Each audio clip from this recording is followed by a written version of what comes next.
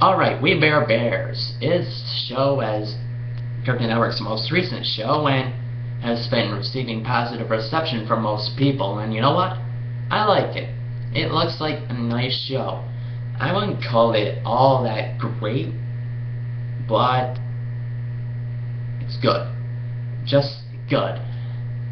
And, you know, why do I not think it's great? Well, mainly because slice of life shows sort of, that's what this is, and they sort of have this problem with a lot of them not ending up being great. Other than a couple exceptions like A.K.A. and Hey Arnold, most of them just end up being average.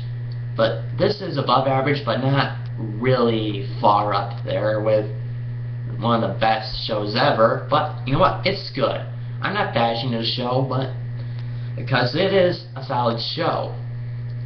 And this mainly comes from the fact that the three bears, that are main characters, Grizzly, Ice Bear, and the Panda Bear, all have a very solid relationship and aren't the characters I thought they were going to be. Like Grizzly, I thought was going to be your typical character that you usually hate, you know, the selfish character, the annoying, looks only for himself. But no, he's more than that, and you can tell he cares for the others, and well, their whole bond between them is very nice to see.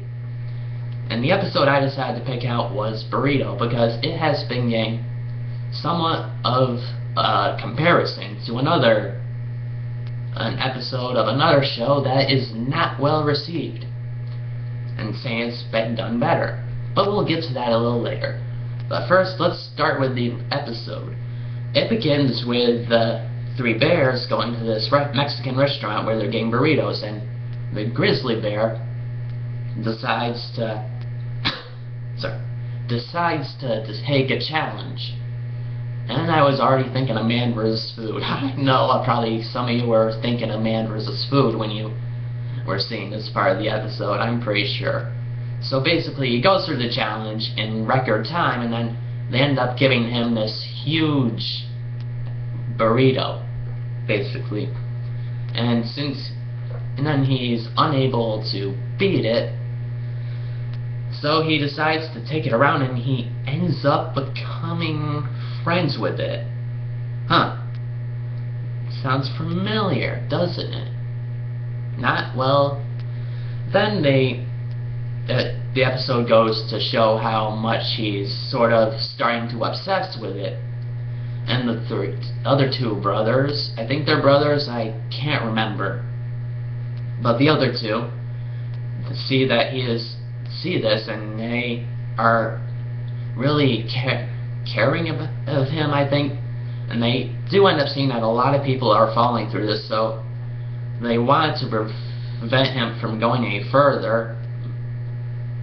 And alright, so if you can't guess right now, this is SpongeBob's To Love a Patty done right. Yeah, I would never thought that episode could actually type of episode of a character becoming friends with or falling in love with a food literally could never be done right. Well, Mysterious Mr. Renner said that in his To Love a Patty review, but I am actually surprised these guys managed to pull it off. So how is it better? Well, one of the biggest problems well, there's a lot of problems with To Love a Patty, and Mysterious Mr. Renner stated them well in his review. But first off, the biggest problem was that SpongeBob was always around Krabby Patties, and other than a couple very minor differences, he's around Krabby Patties all the damn time. He's put faces on them before, and it doesn't really make sense for him to fall in love with it. However, here, in this episode, it is obviously really different, since it is a gigantic burrito. It's actually a lot different than the other food items that he's eating there. And then next problem with To Love a Patty was that it didn't show it. Okay, I'm trying to figure out how to word some of these problems, but okay. You all know that Spongebob falling in love with the Krabby Patty was honestly one of the creepiest and dumbest things ever. But in this episode, he's only friends with his friends, I guess, so it's toned down. He's not in a crazy lover relationship with it. That is really weird, which is another reason why To Love a Patty doesn't work. But in this episode, it goes before that, and it doesn't have it go too far. And also, another problem with To Love a Patty was it would have worked better if we got more reactions of other people who are obviously freaked out over this, which we do get in Burrito with Ice Bear and Panda Bear, who I can't talk, who are obviously concerned with him. And another thing is how they got over the problem. And To Love a Patty, SpongeBob ate the really gross thing, and which was really disgusting. However, in this episode, the whole burrito was destroyed by lightning, and and also Panda Bear was obviously upset that it got destroyed, and Grizzly Bear ended up not caring. And there was also a moment in that episode where you could definitely feel their bond was very genuine, like you could believable, how they wanted to help him. However, nothing happens like that in To Love a Patty. It's just, To Love a Patty was weird, just really weird. And also I can't really think of much more on that. So overall, Burrito is a good episode that takes becoming friends with a food formula and does it a hell of a lot better than others.